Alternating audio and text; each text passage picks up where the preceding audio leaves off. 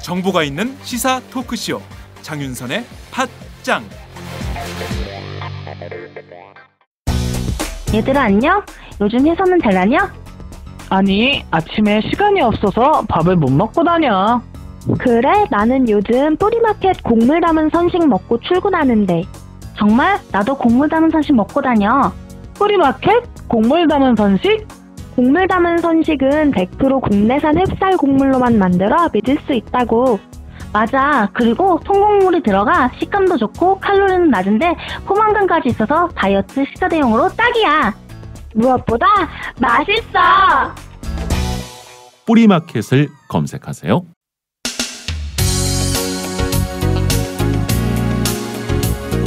네, 오늘 저희 스튜디오에 굉장히 특별한 손님 한 분이 오셨습니다.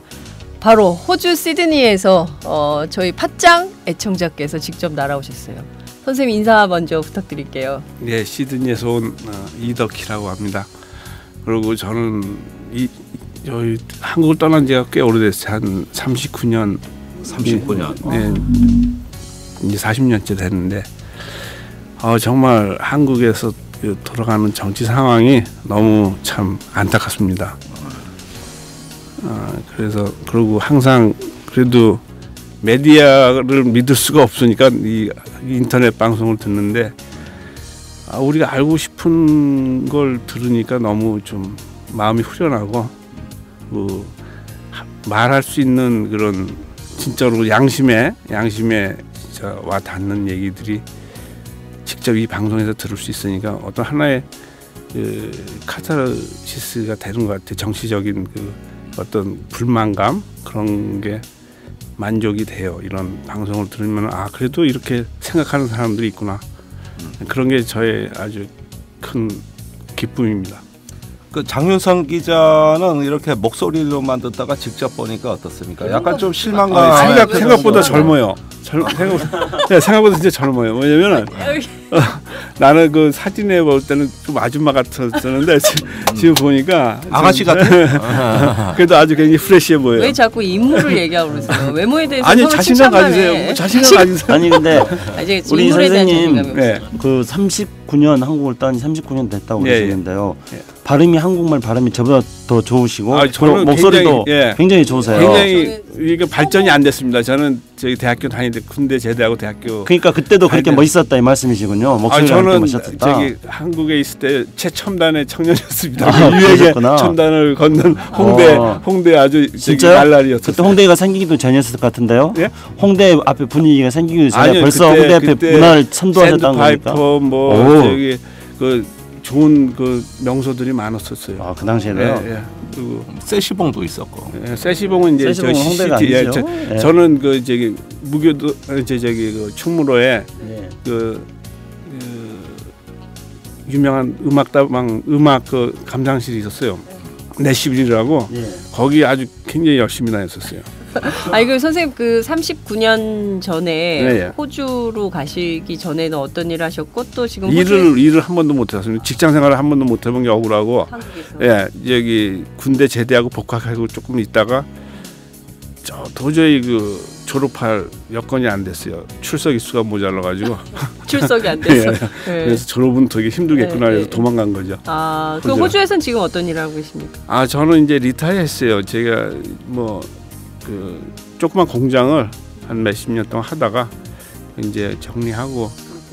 그러면 지금 그 어떤 때보다 한국 상황에 대해서 답답함이 그렇죠. 있으실 것 같은데. 그래도 김대중 정권 들어서고 노무현 정권까지 갔을 때는 진짜 우리나라가 참 이제 발전을 하는구나. 그리고 근데 거꾸로 가니까 참 너무 한심해요. 뭐냐면은 국민들 원망도 많이 하고 그랬지만 저는 아무래도 제3자잖아요. 이게 어떤 의무 그런 것도 하지 않으면서 불만만 또 한다는 것도 그렇고. 그런 생각. 저도 아까 방송할 때요.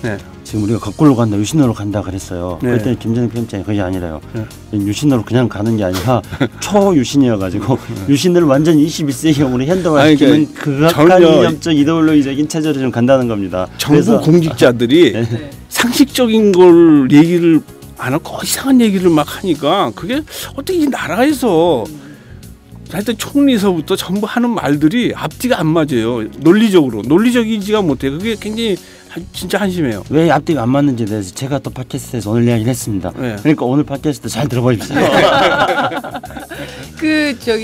그 해외에서 네네. 팟캐스트 특히 팟짱 듣는 분들이 굉장히 많고 저희가 이렇게 방송을 해보면 대선 원래 모든 선거 시기 때마다 정말 해외에 계신 동포들 해외 동포들이 굉장히 많이 들어주시는 것 같아요. 선생님도 그런 마음으로 저희가 예, 함께 저는 스타트가 이제 나는 꼼수다에서부터 시작이 됐는데 네.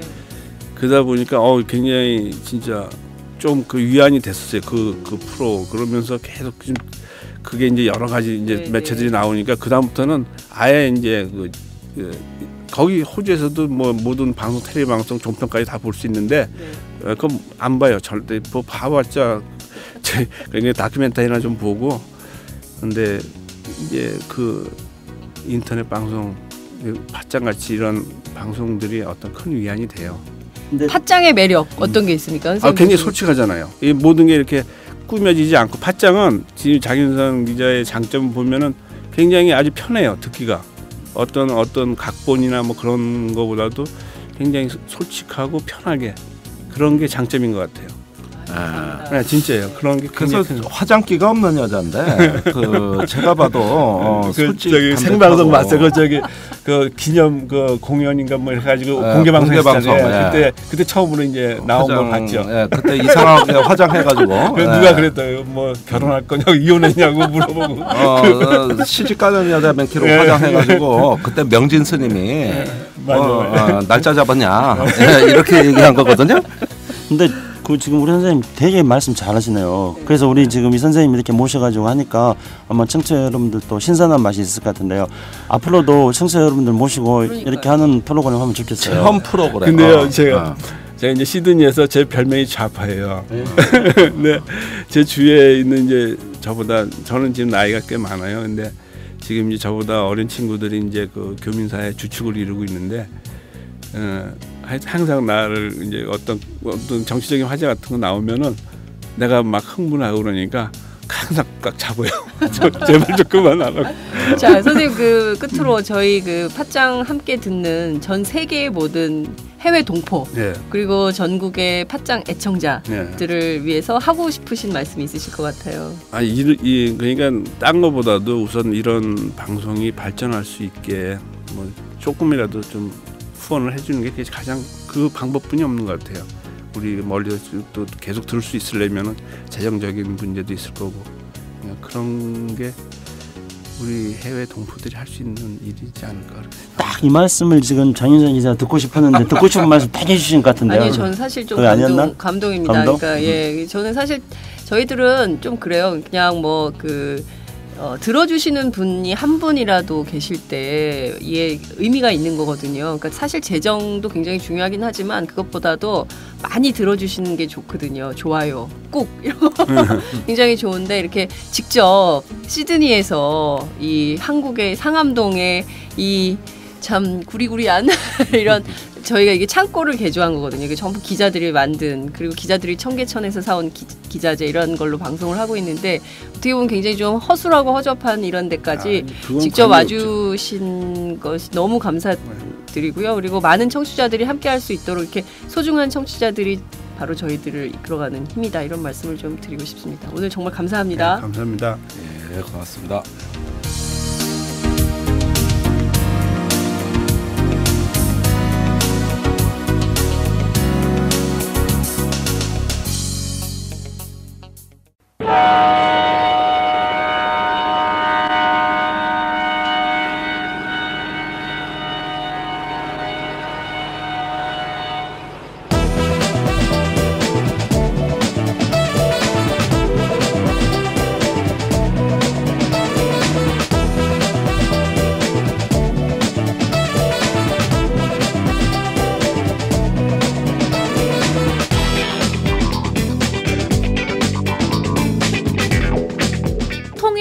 안보에 종착역은 없다. 종창 토크. 종창 브라더스의 종착역이 없는 종창 토크. 매주 목요일에 고정 코너 시작하겠습니다. 오늘도 어김없이 김창수 코리아 연구원 원장님 나오셨습니다. 어서 오세요. 네, 안녕하세요. 네. 오늘 또 팥짱이 주창하고 있는 새벽별 보이 운동에 동참했습니다. 오늘 또 새벽별은 떴더군요. 네, 힘드셨잖아요. 오늘 그 고3. 네. 네, 오늘 지금 수험생들이 전부 시험 보러 학교로 들어가고 있을 텐데.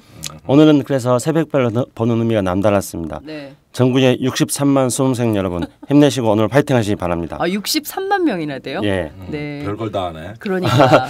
우리 김종래 편집장도 수험생 학부모입니다. 그러니까요. 네. 맞아요. 네. 지난번에 그 페이스북에 작년에 올리신 거 봤어요. 아 그래요? 네. 그 잘 되실 겁니다. 근데 오늘 수능 날인데 보통 수능 날은 날씨가 춥잖아요. 맞아요. 그 왜 그런지 아세요? 전국에 63만 이 수험생의 학부모들이 전부 신경을 쓰기 때문에 쫄았어. 거기에서 뇌파가 발산돼 가지고 그 뇌파가 성취권을 뒤흔들어 가지고 기압의 변화를 가져옵니다. 그래가지고 날씨가 추워져요. 그건 뇌과학입니까? 뭐 물리학입니까? 뭡니까? 네. 이건 종합과학이지. 종합과학. 심리학도 되고. 그런데 오늘 날씨는 따뜻하잖아요. 그 왜 그런지 아세요? 김정림 편집장 느긋하잖아요. 저도 느긋하잖아요. 예. 그래서 뇌파 발산이 평상시에 비해서 적어졌어 오늘. 그래서 날씨가 따뜻해. 네. 뭐 독특한 그 기상 예보 전혀 설득력이 없는 과학 담론이었어요. 네. 자, 여하튼 그 63만 수험생 아마도 이 방송은 끝난 다음에 시험 다 보고 나서 부모님하고 대한민국 들으시겠죠? 국군 숫자하고 똑같네. 아 그래요? 네, 63만인데. 63만 장병 여러분 그리고 63만 수험생 여러분 정말 시험 잘 보시기 바랍니다. 네. 저희 팟짱이 응원하겠습니다. 네, 김종대 단장님 나오셨습니다. 안녕하세요. 네, 오늘 굉장히 남다른 방송입니다. 글쎄 뭐 새벽별을 보면서 나오다가 상암동에 도착하니까 저 동력에서 뜬 우렁찬 햇살이 맞은편에 있는 북한산을 강타하는데 그 산에서 나오는 위용과 찬란함 이런 것들을 보면서 우리한테는 아직은 역사가 있고 나라가 있고 또 희망이 있구나 이런 어떤 그 감동에 젖어서 벅찬 가슴으로 아침을 맞이했습니다.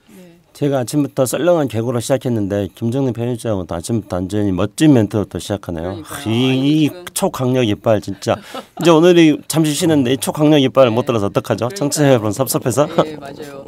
그거는 좀 아쉽게 됐네요. 예. 일단은 뭐 내가 이 스튜디오에 지금 3년째라고. 그러니까. 이털남 시절부터 지금까지라고. 네. 거의 빠진 적이 없어요. 맞아요. 예. 그래 이제 창고에.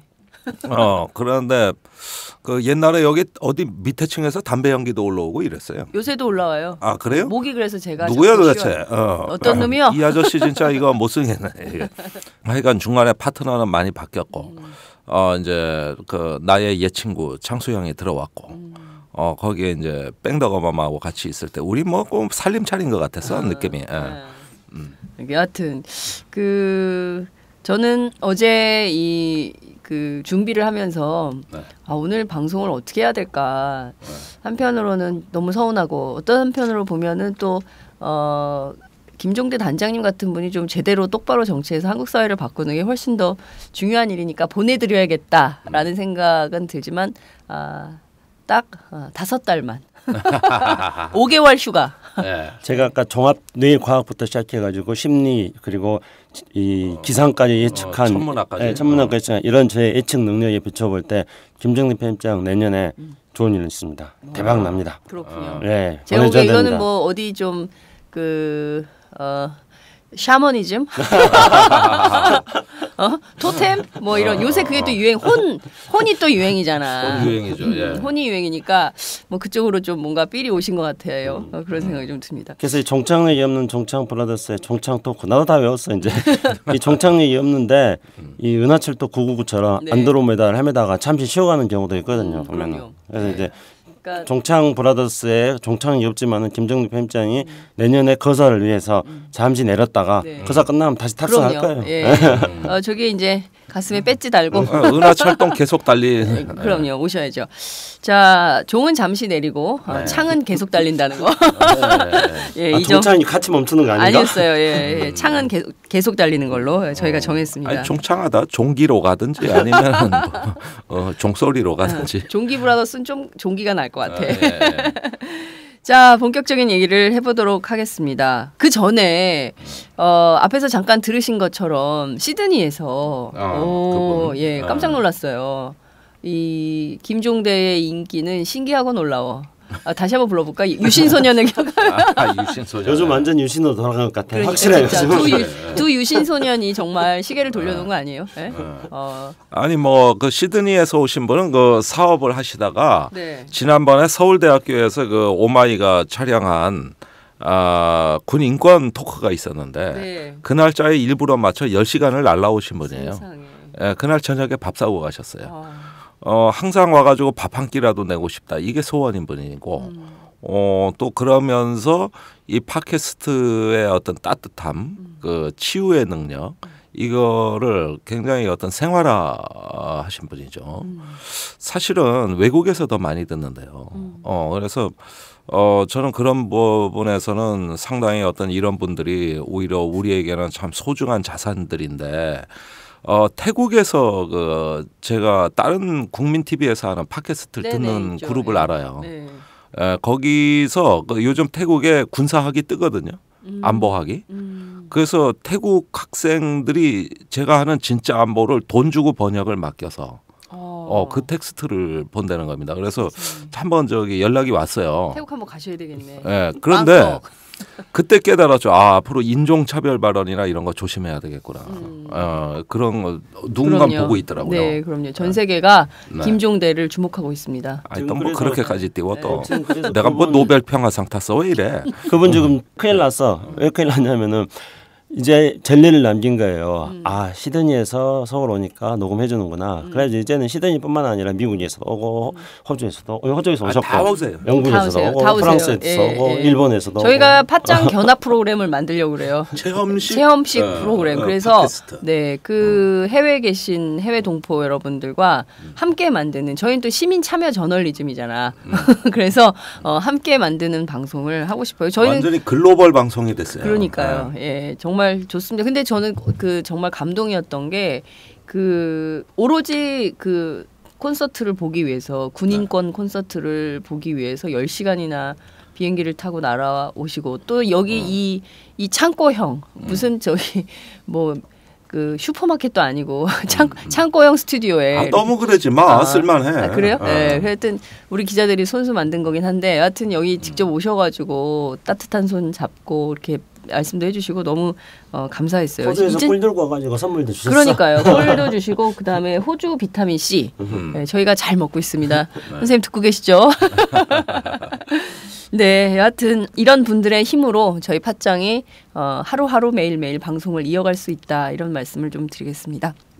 본격 직장인 드라마 공생 대리운전 편. 부장님 가볍게 한잔 하시죠. 나 차 가져왔는데. 아예 착한 콜 대리운전이 있잖아요.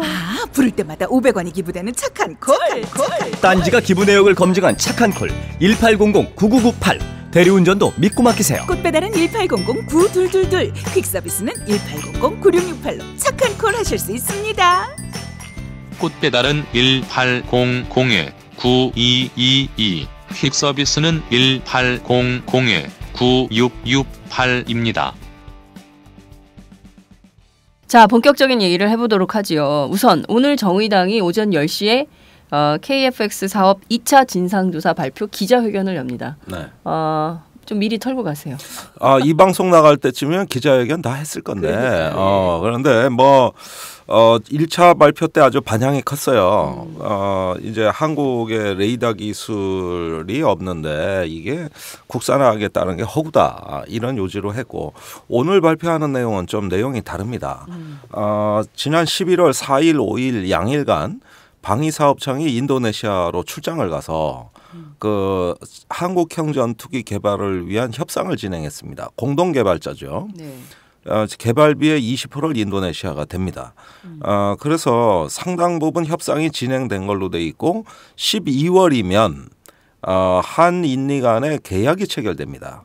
이제 본격적으로 돈을 내고 상호 기여도와 일감을 나누고 예, 이런 어떤 구체적인 계약이 올해 체결되는 것이 목표로 돼 있는데 저는 이거 말짱허구다.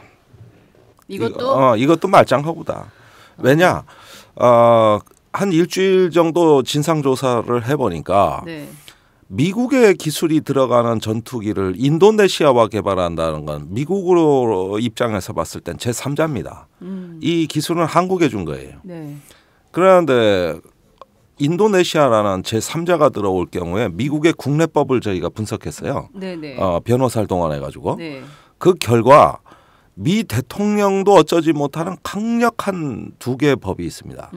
하나는 이제 해외 무기 수출 통제법, 암스 엑스포트 컨트롤 액트.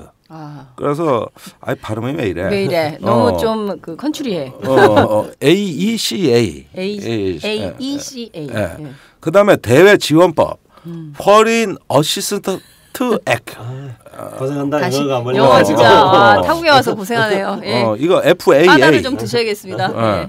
이 두 법에 의하면 이제 그 기술을 이전하는 것은 특정한 목적으로 제한이 돼 있고 이것이 제3국하고 공유된다거나 공유될 때는 사전에 미국의 승인을 득해야 된다고 돼 있어요. 그런데 방위산업청 지금 승인 받은 거 없습니다, 미국에. 미국이 이거를 그럼 승인해 주냐? 택도 없습니다. 그래서 미 대사관까지 알아봤어요. 한국 정부가 인도네시아하고 같이 하는 것에 대해서 미국이 승인해 주거나 승인해 줄 것이라는 합의를 한 적이 있느냐? 없다. 전혀 없다. 대사관을 통해서 확인해 봤더니 전혀 없다. 방위사업청의 기술 통제관실 업무인데 이게 기술 통제관실이 아직 첫 발도 못 뗐다는 거예요. 그래가지고 인도네시아하고 떡하니 협정 체결하고 계약 맺었거든. 근데 미국이 그래? 나 몰라. 이거 우리 법에 안 되게 돼 있어. 이래버리고 손 떼버리면 이미 이전 받은 기술도 못 써먹어. 이 사람들은 도대체 무슨 생각을 그런데 이것도 잘 될 거라고 거짓말하고 있어. 이거 이렇게 그러니까 김종대 단장님 같은 분 안 계셨으면 다 전 걸려, 국민이 깜깜이야. 모르고 그냥 가는 거예요. 그리고 속이면 속이는 대로 그런 줄 아는데 완전히 근데 무슨 정치인이 기자 같아. 다 취재했어요. 뭐 대사관도 연락하고 미국 국내법도 연구하고 꼼꼼히 다 확인한 결과 이것은 개뻥이다. 개뻥이다. 그러면 이게 개뻥이 되면 어떻게 되느냐? 지금까지 기술 이전 거짓말한 건 아무것도 아니에요.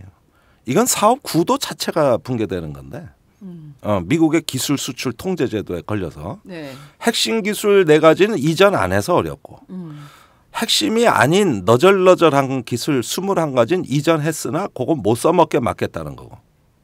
핵심 이외의 기술. 아니 뭐 그것도 중요하긴 해요.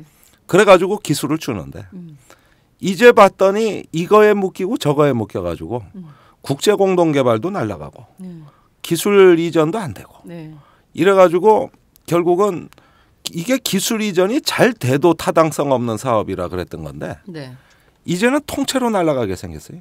통째로. 이거 또 거짓말하고 있는 거예요. 지금 잘 되고 있다고. 아주 기본적인 거거든요. 그러니까 미국의 그 무기 수출 금지법 통제법에 따라 가지고 이 지금 4개의 기술 핵심 기술이 이전이 안 되는 거는 그 미국 측이 그렇게 말하는 걸로 우리 언론님이 알려졌었어요. 그러니까 이제 미국의 뭐 국방장관도 이번에 한미연례안보협의 할 때도 미국이 4개의 기술을 요청을 우리 한민구 장관이 하지 않았습니까? 다시 한번 재차 안 되는 것 뻔히 알면서도 근데 미국 국방장관도 그건 법적으로 안 되는 거다 이미. 그러니까 이미 이거는 우리가 한국형 전투기 기술 이전을 미국하고 이야기했다고 말할 때부터 법적으로 미국 법으로 안 되는 거였어요.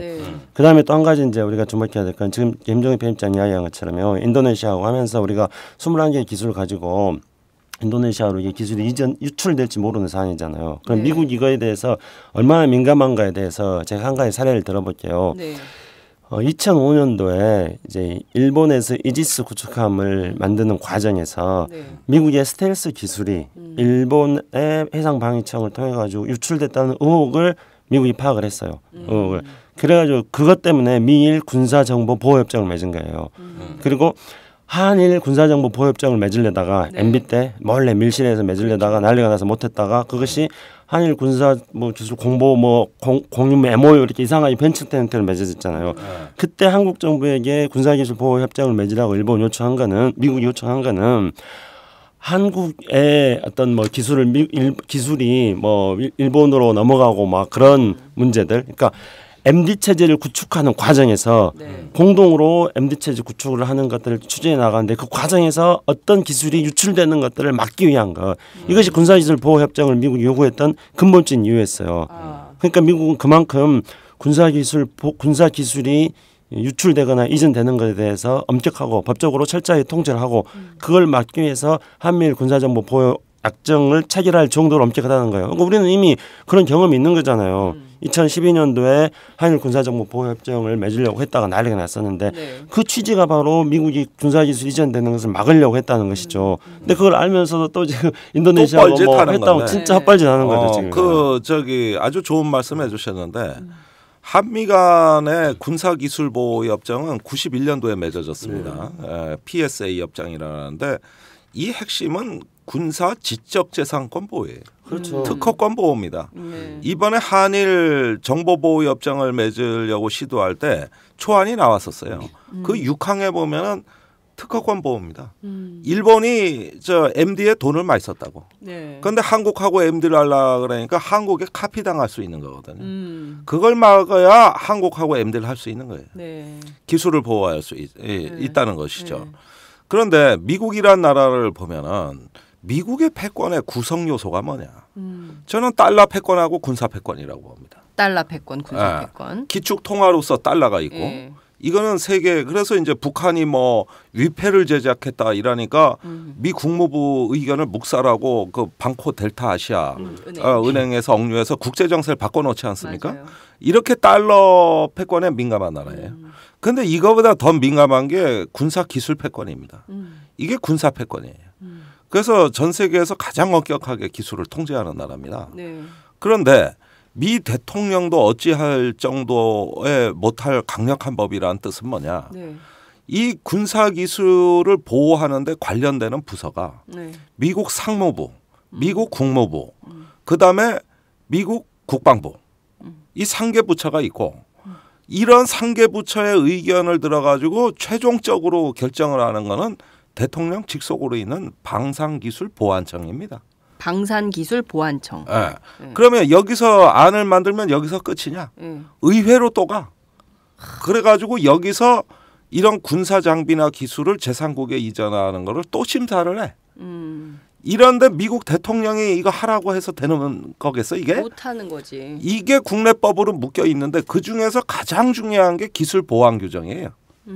거기에 딱 제가 그거 변호사 통해 가지고 어렵게 찾아왔는데 뭔 법이 책 한 권이야. 그러는데 그 502조하고 504조가 있더만. 이걸 보니까 제3국 이전은 미국의 사전 승인 없도록 다 막아놨어요.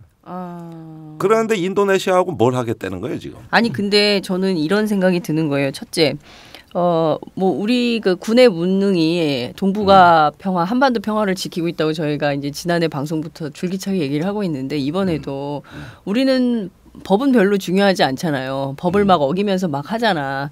아 그냥 해줘. 뭐 이런 식으로. 떼쓰는 거 좋아해. 떼쓰는 거 좋아하고 뭐 이런 식으로 하면 될 거라고 생각했나 하나 있고 또 하나는 설마 그래도 대한민국의 국방부가 이런 정도도 모르고 했을까? 알고도 했다면 완전히 국민들을 저번에 기술 이전 거짓말하는 거 봤잖아. 그러니까요. 그런데 그 이유를 설명해 드릴게요. 왜 이렇게 어처구니 없는 일이 연이어 일어나느냐.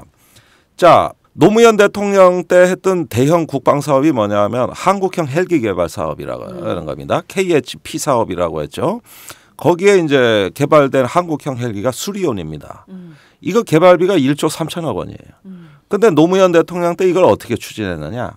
우선 대통령령으로 한국형 전투기 사업단을 만들도록 훈령을 만들고 이거에 의해서 사업단을 구성하고 약 한 5년의 준비를 거쳐서 이걸 끊임없는 감사원 감사까지 받아가면서 사전 준비를 끝낸 다음에 사업단이 정식 출범해서 갔어요. 거기에는 장성급 그 단장이 있고 여러 관련 부처가 참여했습니다. 그런데 이번에 7조 8천억 원이 투입되는 FX 사업과 8조 1천억 원이 투입되는 한국형 전투기 개발. 이건 뭐 한국형 헬기보다 몇 배가 더 많은 게 이게 도대체. 8배가 맞는 거네요. 1조라면서요. 사업단도 없고. 그러니까. 대통령령이 없는 건 말할 것도 없고. 대령급 지휘자 한 명의 팀. 거기서 대령 한 명과 그 밑에 군인 한 4-5명, 그다음에 공무원 4-5명 해가지고 한 10여 명 된 팀 하나가 이 업무를 다 해왔어. 그러니까 뭘 몰라. 이걸 얘기해도. 네. 어. 못 알아듣는 거예요. 못 알아들어요. 그다음에 그러면 이 귀찮은 일을 그럼 누가 다 처리하느냐? 네. 다 업체에 밀었어요. 업체. 민간 체계종합 업체. 네. 계약 업체죠. 네. 근데 업체가 어떻게 미국 정부를 상대해? 그렇지. 업체는 업체를 상대하지. 그럼요. 그런데 저기 그 업체가 한국항공인데 매출이 1조 원밖에 안 돼요. 대기업도 아니에요.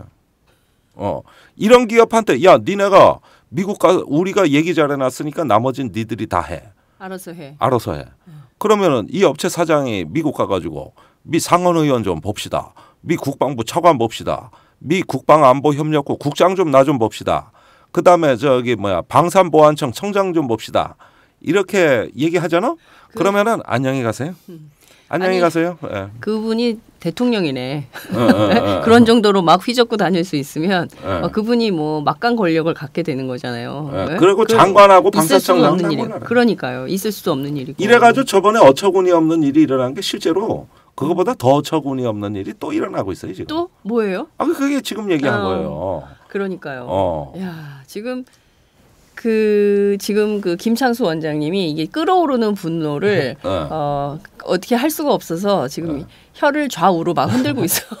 아니 MB의 그 22조짜리 4대강 사업도 몇 년이 시끄러워서 네. 대운하냐 4대강이냐 이걸 갖고 수없이 많은 공청회 수없이 많은 검토 한국형 전투기를 누가 검토했어? 지금 이 전투기 사업에 8조 1천억 원의 세부 예산 편성 내역도 몰라 지금 국회는. 모르죠. 모를 것 같아요. 한국형 전투기를 굉장히 헬기할 때는 엔진에 얼마 또 뭐 조립에 얼마 동체 개발에 얼마 이래서 국회 승인해 주십시오 하고 들들 3년을 복기고 한 거거든. 네. 그러니까 그렇게 들여다보고 감시가 많은 건 사업이 탈날 가능성이 적다고. 그럼요. 지금 한국형 헬기 그 노무현 때 이 사업 비리 발생했다는 얘기 들어보신 적 있습니까? 없어요. 없어요. 네. 노 대통령 때 비리 발생한 게 없어요.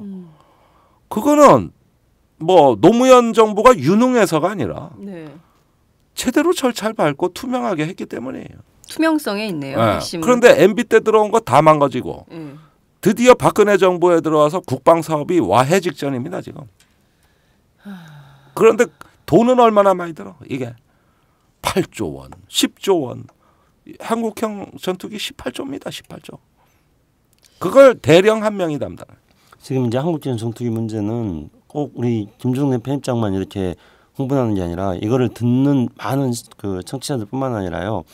보수적인 분들이라고 할 수 있잖아요. 네. 그분들 중에서 진짜 보수가 있죠. 우리나라에서 사실은 많은 보수 세력들이 수구하고 이렇게 편승해 있잖아요. 네. 근데 이제 정말 진정한 보수를 한다면은 이러한 방산 비리 한국형 전투기를 무능하게 처리해 나가는 과정을 지켜보면서 다 분노를 해야 되는데 실제로 많은 분들이 분노하고 있습니다. 그래서 새누리당 의원들 같은 경우도 뭐 공개적으로 이런 것들에 대해서 지적하는 분들도 있고 또 내심 이래서는 안 되겠다 그렇게 생각하는 분들도 있지만은 말 잘못했다가는 내년에 공천 안 되잖아. 그래서 꼭 참고 있는 분들도 있고요. 그런데 공천의 탈락이 확 실시되는 분들은 맘 놓고 떠들고 있는 거지.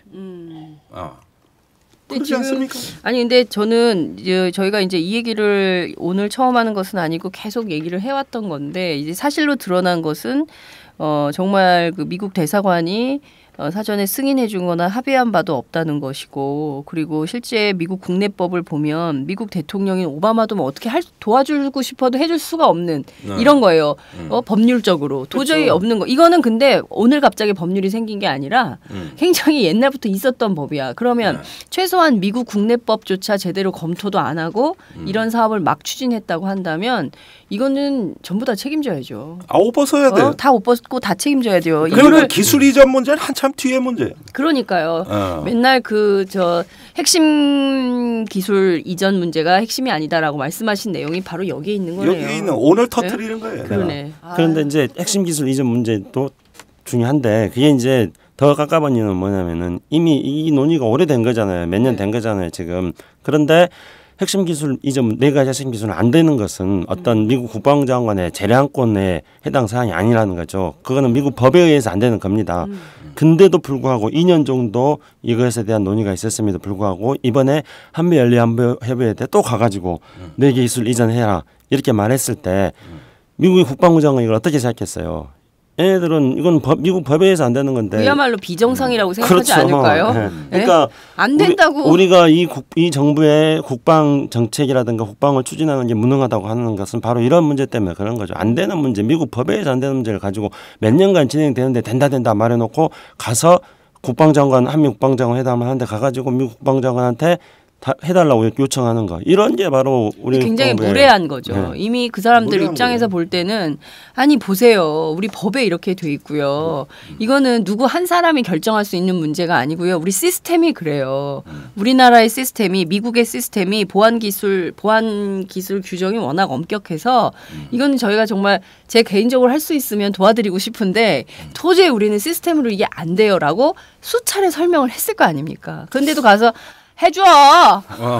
해주라. 형 좀 해줘. 안 돼? 뭐 이런 거잖아 지금. 그러니까 안녕히 가세요. 그리고 박근혜 대통령 너 비행기 내려. 국방장관 먼저 보낸 거 아니야, 그지? 그런데 창피해. 이게 뭐예요? 근데 우리가 왜 갑자기 친미 방송이 되냐? 방송이? 네.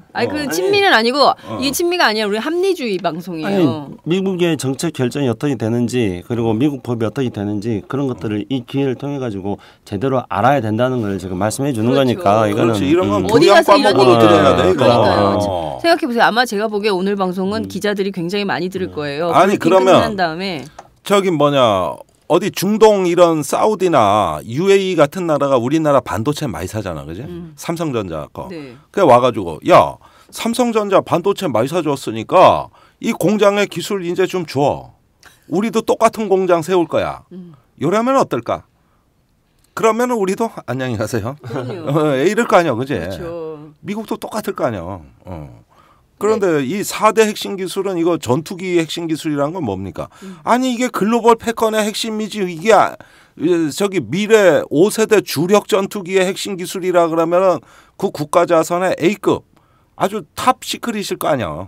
느낌에. 다음은 팟짱 서포터즈 1호 광고입니다.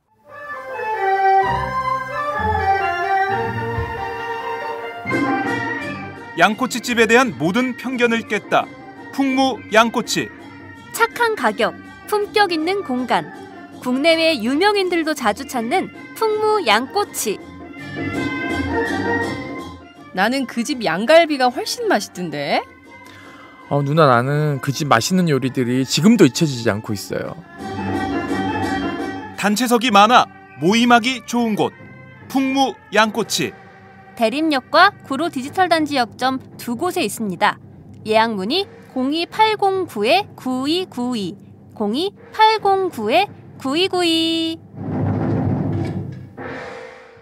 잠깐, 팟짱 애청자라고 말씀하시면 통큰 서비스를 제공합니다.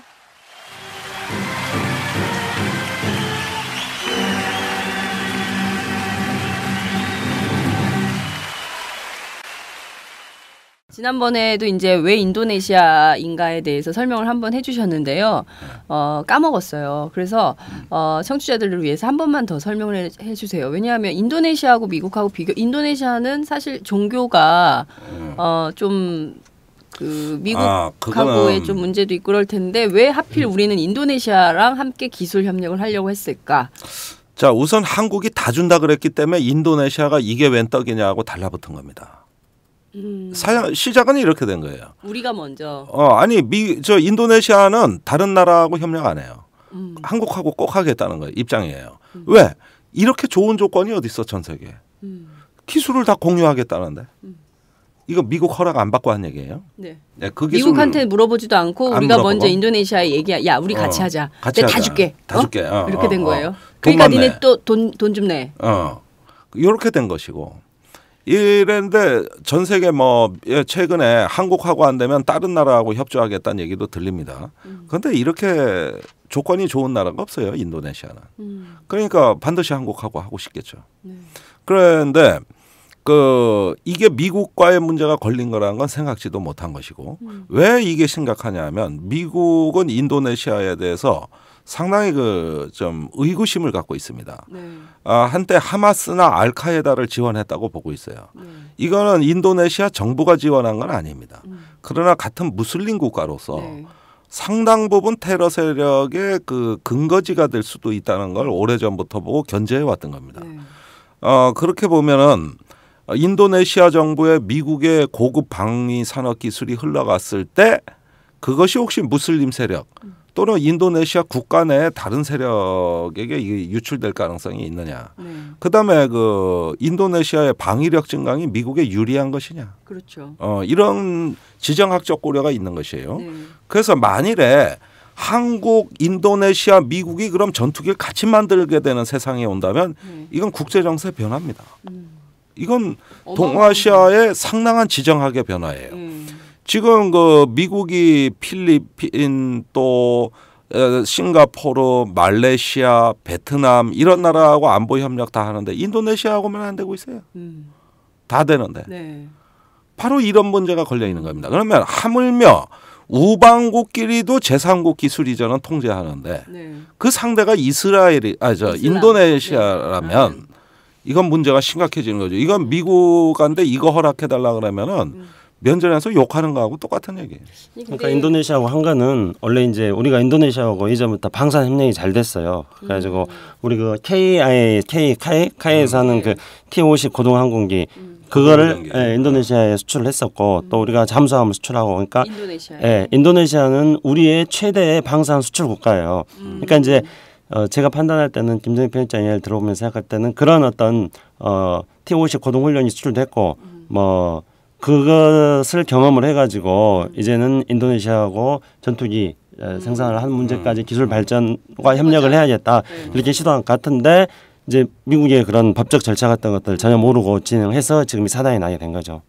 그렇군요. 핵심은 거기군요. 대략 이것이 파탄으로 가는 인도네시아 문제가 본격화되는 시점은 올해 12월에서 내년 1월 사이가 될 겁니다. 이때가 계약을 체결할 시점이거든요. 예, 이 계약이 이제 구체화되면 못 바꾸잖아요. 그때 되면 미국이 개입하죠. 예. 그래서 아마 사업 전체가 흔들리고 뿌리채 흔들릴 겁니다. 그러면 KFX 사업은 이미 끝났다. 이렇게 봐도 무방한 거네요. 이게 뭐 우리의 의지와 관계없이 아니죠. 물론 저 한국 정부에서는 우리 정부는 한국 과학자들의 의지로 과학자의 의지로 그리고 과학자들의 뜻으로 이거를 이룰 수 있다고 주장을 하지만 이게 국제 관계가 도저히 안 되는 거잖아요. 감당 못하는 거예요. 혼이 바로 된 과학자들은 할 수 있을 겁니다. 혼이 바로 된 과학자들은 틀림없이 자체적으로 이 핵심 기술 4가지를 개발할 수 있을 거라고 저는 생각합니다. 우리는 혼이 비정상인 건가요? 그러니까 이거는 오로지 박근혜 대통령 혼자만이 하실 수 있는 누구도 흉내낼 수 없는 위대한 사업에 틀림없습니다. 그렇군요. 왜냐하면 불가능을 가능하게 하는 거거든요. 거의 북한의 김일성 주석 수준이죠. 그렇군요. 예, 그분도 불가능을 가능하게 만드신 분 아니에요? 그러니까요. 그렇게 이상한 게 많잖아요. 이쑤시개로 뭘 하고 뭐 이런 거 말도 안 되는 얘기. 그래서 남북한은 주로 이런 지도자들이 통치해야 되는 겁니다. 정신 똑바로 베끼면 안 돼. 이걸 아셔야 돼요. 세상에 미친 같이 미쳐야지. 혼자 정신 말짱한 것처럼 불행한 인생이 없어요. 그런데 남북한이 다 미쳤는데 이럴 때 우리가 바른 말 한다는 게 얼마나 고통스러운 일인지 아시긴 합니까? 우리의 이 말짱한 정신과 자유로운 이성 또 합리적 판단 능력은 우리한테 형벌이에요. 제가 그런 능력을 갖고 있다는 것 자체가 형벌입니다. 대통령이 그렇다면 좀 믿어야지. 대통령이 하는데 계속 내가 딴지를 걸는 이런 것들이 이게 대통령 입장에서 보면 김종대 저 미친놈이지. 다 된다는데 혼자 안 된다 그러고. 이런 취급이나 받아야 되겠어요 내가. 이런 취급이나. 진실한 사람이 아닐 것 같네. 김정일 편집장 보니까. 진실한 사람만 선택해달라고 잡지도 했어. 망하지. 장사도 안 되고. 장사도 안 되고 잡지도 망하고 미치겠어 아주 그냥. 예? 그런데 지금 말씀하신 대로 이 내용을 꼼꼼히 이렇게 들여다봤더니 정말 상식을 가진 대한민국 국민이라면 당장 이 사업 그만두시오. 박근혜 대통령 똑바로 정치하십시오라고 조언을 해야 될 것 같아요. 그냥 이대로 그냥 박근혜 대통령 원하는 대로 그냥 계속 추진하시라. 과학자의 의지로 하자. 이렇게 내비두는 것은 이건 어떻게 보면 의무를 저버리는 거 아닌가요? 특히 국회의원들 같은 경우는 이거 그냥 놔두면 안 될 것 같은데요. 제가 제일 황당한 게 뭐냐면은 심지어 새누리당 내에서 합리적 보수층도 못 참고 떠드는데 어쩐 일인지 새정년만 지금 이 문제에 대해 가지고 무능력한 침묵으로 일관하는데 아니 지금 저기 국회에서 이거는 정의당하고 새누리당만 떠들고 있어요. 이게 어떻게 된 일이에요? 아니에요. 김광진 의원도 계속 얘기하고요. 그 수준 갖고 안 된다니까. 진성준 의원이 얘기하는데 거기 간사가 누구지? 간사 국방위 간사. 윤우덕 의원. 윤우덕 의원은 딸 때문에 그런가? 아니 그러니까 제가 보니까 찔끔찔끔 국정감사 전에 언론이 써준 거 갖고 조금 더 떠들다 마는데 집중적으로 파고들지 않는다는 거죠. 이거를 국정조사를 하자, 안 되면 진상조사위원회를 만들자, 각 당에서 이걸 갖고 공청회를 하자, 수도 없이 제안을 했거든요. 아니 야권이 그야말로 공동투쟁하기 좋은 주제인데 그죠? 네. 근데 반응이 없어. 혹시 정의당 차원에서 제안은 해보셨어요? 공개 제안하고 왜 대표가 나서서 얘기도 하고 기자회견도 하고 다 했는데 근데 새정년 바빠요. 뭐 하느라고 바쁘죠? 거기도 그 내년 선거 공천 또 자기 밖으로 좀 흔들리잖아요. 또 호남 민심 위반되잖아요. 이런 걸 열심히 해야 새정치민주연합 밥그릇이 유지가 될 텐데 이런 국민적 의제에 대해서 침묵하면 기회가 오겠습니까? 이런 항공산업이 이게 상당히 중요한 민생 의제입니다. 이게 전투기 사업이라 그러지만은 국가 항공산업은 그 산업 연관 효과가 굉장히 파급력이 큽니다. 여기서 한번 기술적인 도약을 일어나면 그것이 제조업 일반이라든가 또는 IT 분야 이런 어떤 분야로 파급 효과가 굉장히 큰 사업이기 때문에 이 고용 유발 효과가 참 대단한 분야죠. 그다음에 항공기 제작 과정은 고용의 구조가 좋습니다. 고졸 생산직부터 박사까지 다 필요한 거거든요. 그래가지고 거의 국민 평균 학력 비율대로 다 고용을 해야 돼요. 고졸부터 박사까지. 그래가지고 또 거기에 서비스 조직이라고 할 수 있는 회계사, 법무사, 변호사 이런 어떤 거에다가 이제 각종 어떤 마케팅 집단까지 이렇게 해가지고 이 항공산업이 이게 종합산업이라는 말이 빈말이 아니에요. 그렇군요. 그야말로 제대로 된 일자리 이게 창출. 종합 일자리 창출이에요. 청년 일자리 창출이 될 수 있는 중요한 데네요. 신성장 동력이 이제 굉장히 필요한 때입니까? 그동안에 한국 경제를 이끌어왔던 여러 가지 성장 동력들 자동차, 철강, 반도체, 조선 이런 것들은 이제 오래가지 않게 돼 있어요. 지금 이미 이제 중국한테 다 밀리고 있고요. 근데 우리는 지금 아까 인도네시아에 T-50 고등항공이 수출하고 항공 우주 사업에서는 우리는 이제 그런 정도 기술적인 수준을 보이고 있는데요. 이게 이제 한국형 항공기를 우리가 만들면서 기술 이전을 해왔을 때 그것이 가지는 어떤 장차 이제 새로운 성장 동력으로서 항공 우주 산업의 발전에 미치는 영향이 지대하게 크다는 거죠. 중국은 지금 벌써 항공기 다 만들어가지고 얼마 전에 신문 보니까 중국 항공이 만들어가지고 띄우고 있어요 지금. 이미 우주선을 우주선. 그러니까 이제 앞으로 우리의 새로운 신성장 동력을 만들어 나가야 될 산업으로서 항공 우주 산업이라든가 첨단 의료 산업 같은 것들 이야기하고 있는데. 그러니까 이번에 이제 한국형 전투기 문제 같은 경우에는 우리 국방부의 무능한 것들도 보여줬지만은 다른 한편으로는 이것을 통해 가지고 우리의 새로운 신성장 동력을 만들어서 민간 기술로 파급 효과가 크기 때문에요. 근데 그런 부분에도 이제 부정적인 영향을 미친다는 점에 대해서 또 지적을 안 할 수가 없는 거죠. 그러네요. 아니 이걸 보세요. 지금 보수 정권 양 정부가 정권 한 번 마칠 때마다 국가 부채가 100조씩 늘어나고 있습니다. 더 늘었죠, 박근혜 대통령. 아니 늘었고 제가 다음 정부에 뒤집었을 국방비가 70조라 그러는데 그것도 사실은 부채예요.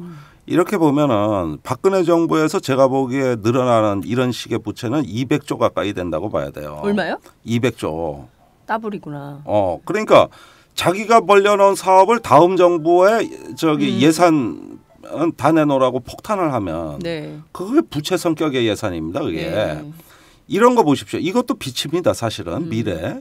그 돈 안 내놓고 못 빼겨요. 이미 가고 있는 사업은. 그런데 보십시오. 그 100조씩 200조씩 부채가 늘어나는 동안 정작 해야 될 일은 뭐였느냐. 그 부채로 경기 부양하고 사업으로 똥폼제라고 하는 것이 아니라 먹거리 만들어야 될 거 아니에요. 이제 다음 세대가 먹고 살 거. 그렇죠. 이거 만드는 겁니다. 원래 국가 지도자가 할 일은 이거였어요. 그렇죠. 그러면 부채가 늘어나는 명분도 돼요. 그러지 않습니까? 그럼요. 최소한 30년 먹고 살 거는 좀 한 세대가 먹고 살 거 마련해 주는 게 국가 지도자 역할이죠. 이게 국가 지도자 역할이에요. 그런데 지금 뭐 서비스, 유통업, 부동산 가격 이런 데 경기 활성화하는데 그 늘어난 부채가 다 들어가고 있어요. 그러니까 어떻게 되느냐. 그때는 마약, 몰핀 주사 맞은 것처럼 달콤해요. 네. 그렇지만 얼마 못 가요. 그렇습니다. 그리고 빚만 늘면서 일자리가 안 늘어납니다. 이게 먹거리가 안 된다는 겁니다. 그런데 진짜 국가가 심혈을 기울여 국민들이 좀 반대한다 하더라도 다음 세대를 생각한 어떤 그 100년 대계에서 이거 국가의 미래 먹거리다. 이렇게 할 수 있는 게 많이 있어요. 뭐 생명공학, 항공산업, 뭐 이런 것들 많이 있는 겁니다. 그걸 박근혜 대통령은 창조경제라 그랬습니다. 그러면은 그 말대로 해야 되는 거거든요. 그런데 이 항공산업이 이게 잘못되면 여기서 얻어질 수 있는 8조를 제대로만 써보십시오. 이게 왜 80조 효과가 안 나겠습니까? 지속적으로 효과를 나타내는 거예요. 부가가치가 고용 효과까지 80조가 되고 우리 1년에 항공대학이 있어요. 저 수색에 가면 항공대학이 있고 있죠. 일반 대학에 항공학과 있어요. 여 졸업생이 1년에 3,000명이 쏟아집니다. 그래요. 다 어디가? 그런데 1년에 300명도 고용 안 합니다. 300명이 뭐야? 100명도 고용 안 해. 항공사들이. 그러면은 이 꿈을 안고 대학에 입학한 애들을 우리 아이들을 뭔가 이렇게 할 때는 국가가 앞으로 항공산업을 육성하지 않을까 하는 희망으로 그 과를 지원한 거란 말이에요. 그렇죠. 잘 풀릴 수도 있는 거거든요. 그다음에 석박사들 많이 있어요. 그리고 고졸 생산직이 있습니다. 그러면은 이거를 흡수해서 이걸 전 산업으로 연관하려면 고부가 가치 사업을 해야 되는 거고 이게 바로 미래의 우리 먹거리입니다. 그런데 지금 대통령은 이걸 관심이 없는 게 여기서 단독 보도 나가는데 단독 보도 단독 보도 장윤선이 제일 좋아하는 단독 보도인데 저번에 방위사업청이 국방과학연구소하고 가가지고 박근혜 대통령한테 이거 우리가 개발할 수 있어요. 그러니까 그럼 해요. 그런데 그 다음 대통령 말이 그런데 왜 다 되는 걸 외국에서 사와요? 이랬거든요. 그 말이 뭐냐면은 왜 그 고생하냐고 외국에서 사오는 걸 개발하지. 이게 FX 사업하고 KFX 사업을 구별을 못한 거야. 대통령이. 그러니까 F-35 미국에서 사오는데 그거 국내에서 만들지 이 얘기를 한 거야. 그러니까 방사청은 다르게 알아들은 것이죠. KFX 하라는 얘기인가 보다. 그런데 대통령은 F-35 도입하고 한국형 전투기 개발, 즉 FX와 KFX 이거 일반 사람들이 많이 헷갈려해요. 제가 어디 방송 나가 동화반복 또 해요. 이거 다른 겁니다. 그런데 연결돼 있습니다. 이거 내가 수도 없이 얘기했고 그런데 대통령이 이거 구별을 못한 거야. 박근혜 대통령 과외가 필요해요. 김종대 단장님께서 박 대통령한테 KFX와 FX 구별법 10분 강의 이런 거를 좀 해주셔야 될 것 같아요. 뭐 러브레터 해도 반응이 없는데 뭐 그거 한다고. 그거 하려면 방법은 있어요. 박근혜 대통령한테 가서 과외하려면은 이제 자기 사상 고백을 먼저 하면 되는 거예요. 그러니까 국정화 찬성한다. 이것부터 시작해가지고 새만운동 좋은 거다. 이거 몇 번 하면 바로 부르죠. 그러니까 이런 전문가. 아니야. 진실한 사람만 불러. 네, 그러니까요. 그 거짓말 한다고 또 혼나는 거 아니야? 더 혼나. 자, 저희가 이런 얘기를 어디 가서 듣겠습니까? 정말 이렇게 꼼꼼한 상황, 현실 이런 것들을 정말 팟짱에서만 들을 수 있는 소중한 정보 여러분들 함께 하셨는데요.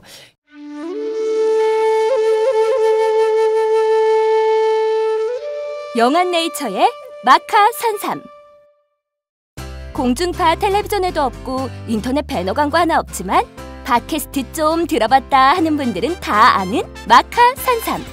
진짜 유명해져서 유사 제품도 많아졌습니다. 이젠 마카산삼으로 검색하면 너무 많이 나와요. 꼭 영한내이처로 검색해주세요. 팟캐스트에서 듣던 그 마카산삼을 구입할 수 있습니다.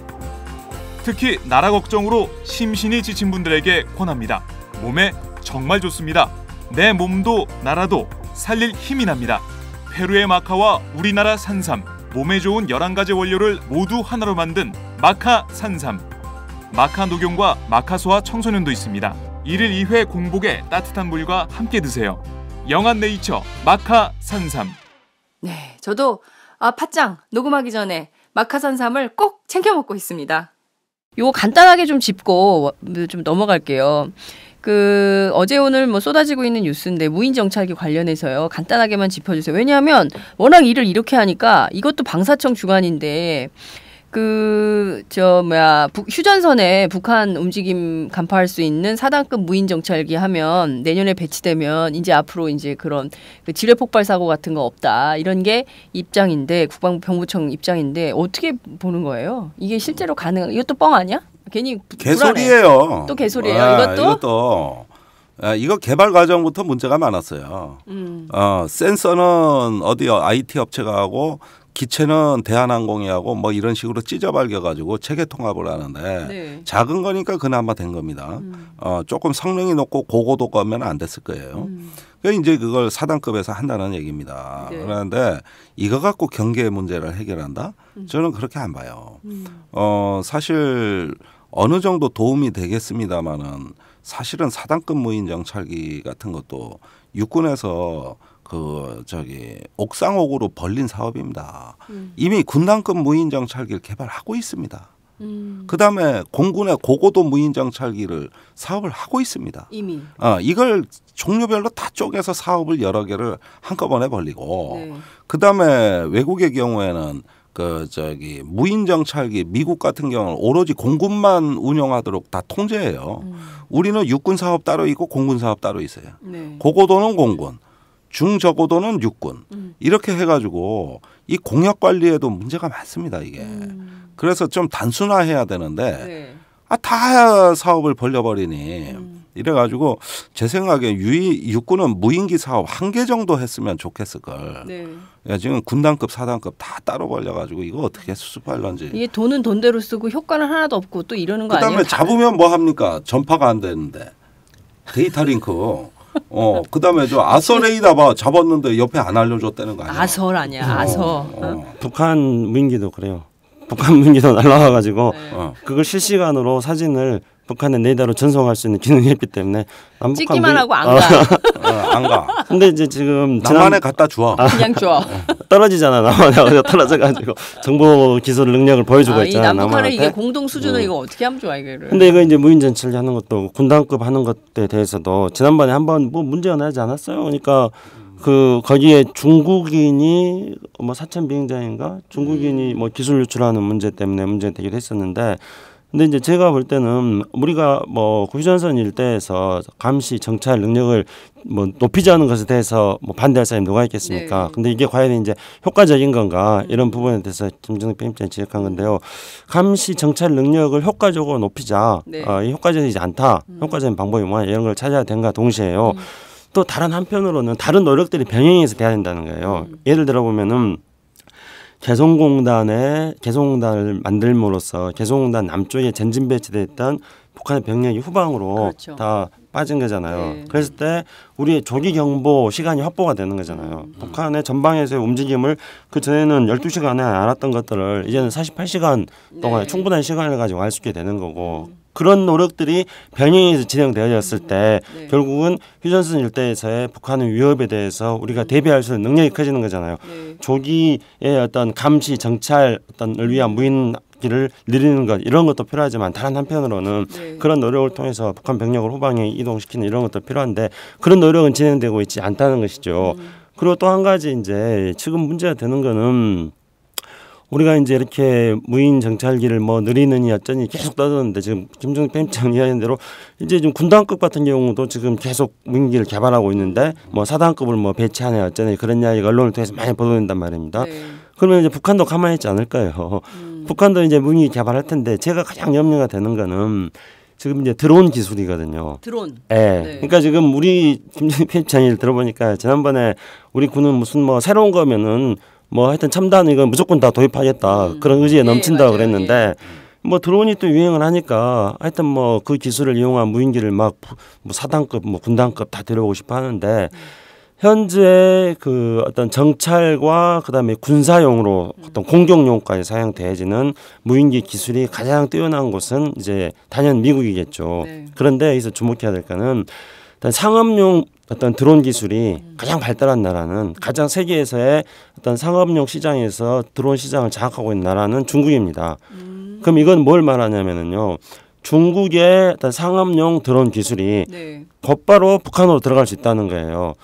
그렇게 되면은 이제 남북한의 드론 경쟁, 무인기 어떤 경쟁 이런 것들이 되어지면서 이 단순하게 이제 정찰 감시 무인기뿐만 아니라 공격형 어떤 그 무인기로까지 남북한이 군비 경쟁하게 되는 상황으로 또 갈 수도 있다는 거예요. 그러니까 이런 것들에 대한 어떤 우리 국방부에서 대비책을 가지고 있느냐 이런 것들의 대비책은 기본적으로 남북 사이에 군사적 신뢰 구축을 어떻게 만들 것인가 하는 부분인데 남북 사이의 군사적 신뢰 구축 같은 것들이 전혀 안 되고 있는 상황 속에서 무한 군비 경쟁으로 자꾸 가자는 이런 발상이 저는 문제라고 생각합니다. 그렇군요. 아, 저희 오늘 그 마지막 방송이어서 사실은 전반적으로 그 무인 정찰기 문제를 좀 짚어보고 그리고 또 전반적으로 한국의 외교안보 국방정책 어디로 가야 되는 건지를 좀 그 짚어보려고 했었는데요. 시간이 많지 않아서 그래도 이 얘기는 꼭 해야 될 것 같아요. 5개월 방학을 들어가기 전에 방학 숙제를 미리 하는 심정으로 한국의 외교안보 정책 전반에 대해서 조금 이런 방향이 옳다. 이렇게 가면 좋겠다라는 조언을 좀 해주시죠. 제가 주로 강의 때 많이 하는 얘기입니다만은 진보의 무기는 사람이다. 보수의 무기는 돈이나 권력이에요. 근데 진보의 무기는 사람이다. 이걸 명심하자. 안보를 인간의 얼굴이 살아있는 안보 논리로 바꿔야 된다. 그래서 이제 그 전방의 지뢰 사건 같은 경우 제가 많이 제기하지 않습니까? 네. 예, 그러다가 저기 사실은 어제 기자회견 하려고 준비해 놓은 게 다음 주 월요일 날 연기되는데 제가 하나 또 터뜨릴 게 그거예요. 또 있어요. 또 있어요 지금. 네. 저 그리고 10월 말에 공수 특전단에 그 낙하 훈련을 하다가 저 하사 한 명이 척추가 부러졌습니다. 지금 민간병원에 가 있는데 치료비 전액 자비 부담입니다. 그다음에 그 저기 훈련소에서 훈련병이 수류탄을 던지다가 손에 쥔 채로 수류탄이 터졌어요. 이거 제가 보기엔 불량 수류탄이에요. 그러네요. 지금 들어간 치료비 1,000만 원 중에 800만 원이 자비 부담입니다. 말이 됩니까 그게? 그다음에 저기 곽중사 사건은 다 아시는데 치료비 1,900만 원이 나왔는데 이 중에서 1,100만 원은 부대에서 강제 거출한 위문금으로 충당했고 그다음에 나머지 330만 원은 보험금에서 처리했고 그리고도 해결이 안 된 780만 원을 병석에 누운 엄마가 빚을 내서 처리했습니다. 국방예산 1원도 안 들어갔습니다. 단 1원도. 그다음에 저기 그 8월 4일 날 전방의 그 목함지뢰 사건으로 그 두 하사가 다리가 절단됐습니다. 이 중에 치료비의 대다수도 강제 거출한 모금액으로 충당을 하고 그다음에 한 달치 이상 병원비 안 준다 그러는데 요건 박근혜 대통령이 병원에 가서 해결해 줬다 그러는데 지금 무슨 돈인지 모르겠어요. 자, 국방비 1원도 안 나갔습니다. 단 1원도.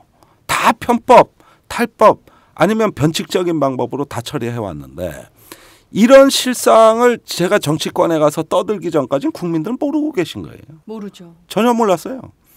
그런데 요즘은 막 떠들고 있어요. 이제 공청회도 곧 할 겁니다만 봐라 이게 이데올로기 갖고 안보를 하니까 사람의 인간의 생명 가치를 저평가해서 지금까지 유지해온 어떻게 보면은 그 희생으로 이 오늘날 이 안보가 유지돼 왔다. 그런데 국가는 책임 안 진다. 이런 거예요.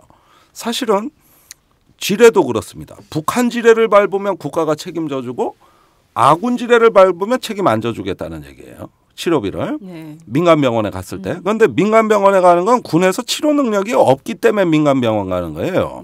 그런데 우리가 보면 북한이 설치한 지뢰를 밟았으면 그건 원래 북한이 책임져야 되는 거예요. 사실은. 그렇죠. 근데 이런 북한이 책임져야 될 건 우리 정부가 다 책임져 줘. 그런데 남한이 설치한 지뢰는 누가 책임져야 돼? 이건 우리 정부가 설치한 지뢰 아니야. 네. 그럼 우리 정부가 책임져야 될 거 아니야. 그럼요. 오히려 더. 네. 이건 귀책 사유가 남한 정부에 있는 거 아니야. 네. 근데 이건 책임 안 져. 그러면은 이런 거에서 제가 이제 여러 번 그 당이나 이런 데 설명하고 직원들한테 지침을 내린 것도 자, 거대당 민원인 가면 귀찮아한다. 답변 안 한다. 우린 다르다. 이거 하나하나가 다 작품이다. 내가 보기에는. 네. 어쨌든 사람의 문제고 작년에 그 윤일병 사망 사건부터 임병장 총기 난사에 이르기까지 우리 애들이 가 있는 그 또 조카가 가 있고 동생이가 있는 데인데 이렇게 무심할 수가 있냐. 그래가지고 이렇게 국방비에 단도직입적으로 물어야 돼요. 취업이 될 거야 안 될 거야. 그러면 대책을 강구하고 이런 것도 있고 저런 것도 있고 다 듣고 나가지고 그래서 될 거야 안 될 거야 또 물어봐요. 아예 이렇게 단도직입적으로 물어가지고 구석구로 몰아 넣어버려야 돼요. 천안함은 북한 소행이야 아니야. 우리한테 그러듯이 우리는 사람의 문제로 하면은 꼼짝 못합니다. 보수 꼼짝 못해요. 그러니까 이렇게 좋은 걸 왜 안 해? 여러 사람 살릴 수 있습니다. 그러네요. 이렇게 좋은 걸 안 해? 그래서 간단한 거예요. 정치를 할 수 있겠다. 그래서 이데올로기 중심의 안보를 사람 중심의 안보로 바꾸는 거예요. 정말 국민들이 이게 원하는 진보입니다. 거예요. 맞아요. 진짜 국민들이 원하는 게 인간 중심의 안보, 인간의 얼굴을 한 안보 아니겠어요? 저렇게 무지막지한 안보가 아니라 정말 끔찍하네요. 어떻게 국방비 10원 한 장, 1원 한 장 안 쓴 세상. 박근혜 대통령도 조카 있잖아요. 아들 조카. 저 박지만 씨 아들 낳잖아요. 그잖아요. 군대 갈라 아직 멀었어. 군대 갈라 멀었지만 꼭 그게 본인의 문제가 될 수도 있는 거 아니에요. 안 보내나? 그런데 그런 사람들은 달라. 근데 딴 데가 있어요? 절대 집에 안 밟아? 여러분들이 이걸 아셔야 됩니다. 이렇게 인간의 생명 가치가 저평가된 군대가 전쟁 나면 잘 싸울 것 같습니까? 제일 못 싸웁니다. 안 그래요? 자긍심이 있어야 잘 싸워요. 그런데 적개심만 강조하고 그다음에 죽거나 다치면은 완전히 모멸감을 느낍니다. 이때 부모들은 다 반정부 인사가 되는 겁니다. 그러니까 이런 상태를 끝장내야 되는 것이죠. 그 생명의 몸값을 일단 높여야 돼. 그래서 자원을 귀하게 만들어야 함부로 낭비 안 하고 좋은 군대, 좋은 조직 만든다 이거예요. 이게 진보예요. 그러니까 다른 노동 문제도 마찬가지고 다른 문제도 마찬가지인데 우리가 사람의 문제를 정말로 적나라하고 진정성 있게 드러내줘야 되는 게 진보의 저는 유일한 무기라고 봅니다. 우리가 딴 건 뭐 있습니까? 이런 서민들의 아픔과 그 애환을 정말로 표현력 있게 드러내줌으로써 누구도 부인할 수 없는 어떤 그 객관적 사실을 가지고 싸우는 거. 특히 사람의 문제 갖고 싸우는 거. 이런 싸움 이깁니다. 그런데 무슨 정치적인 구호 갖고 싸우려고 해보십시오. 그리고 뭐 지식, 돈, 정보, 보수 못 이깁니다. 우리한테 무기는 사람밖에 없는 거야. 사람이 희망이다. 그러니까 이제 우리 지금 문제가 되는 게 오늘 이제 아까 우리 그 한국형 전투기 문제도 그렇고요.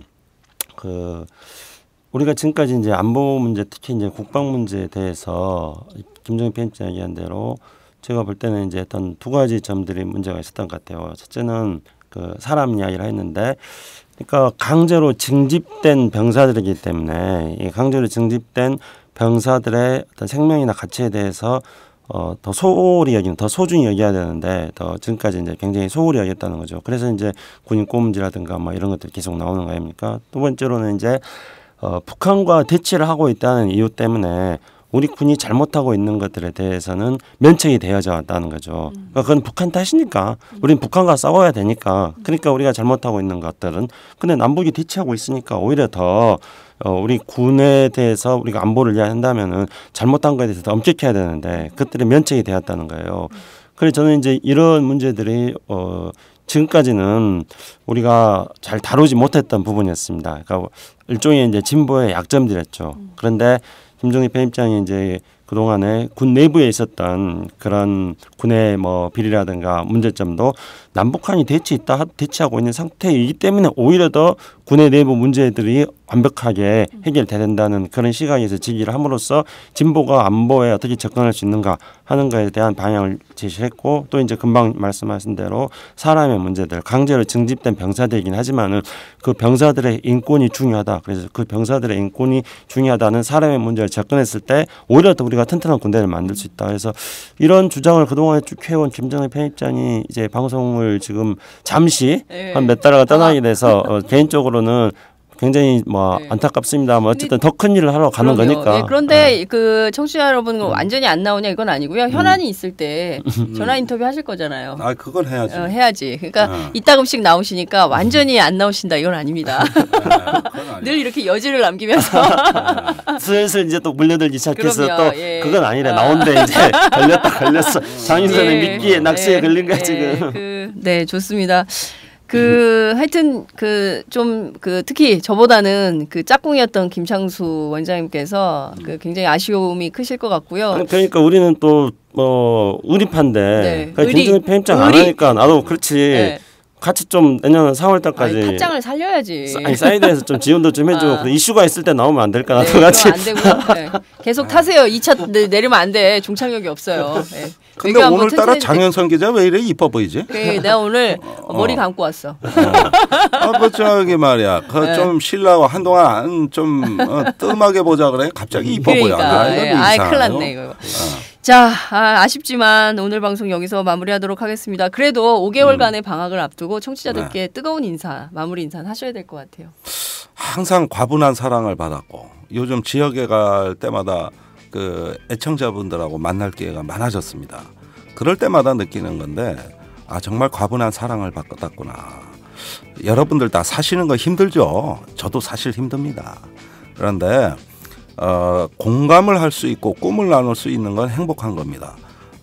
비록 뭐 여러 가지 사업이 안 되시고 일이 고되고 갑들의 횡포에 또 상당히 마음이 많이 상하시고 하면서 마음에 안 드는 건 많으실 겁니다만은 힘내세요. 힘내시고 또 정치가 마음에 안 들어도 너무 욕하지 마시고 희망을 또 찾아보시고 그러면서 또 제가 있는 당에도 관심을 좀 기울여 주시고 뭐 이렇게 하는 과정에서 그래도 역시 사람이 희망이고 또 그런 가운데서 우리가 꿈을 나눌 수 있다 그러면은 지금 마음에 안 드는 세상이지만 그래도 우리는 행복한 겁니다. 그리고 또 앞으로 행복해져야 할 의무가 있습니다. 그런 만큼 힘내시고요. 내년에는 더 좋아질 거라는 어떤 그 기대와 낙관, 믿음을 가지고 오늘 하루 또 열심히 살기로 하겠습니다. 잠시 물러갔다가 나중에 다시 오겠습니다. 네.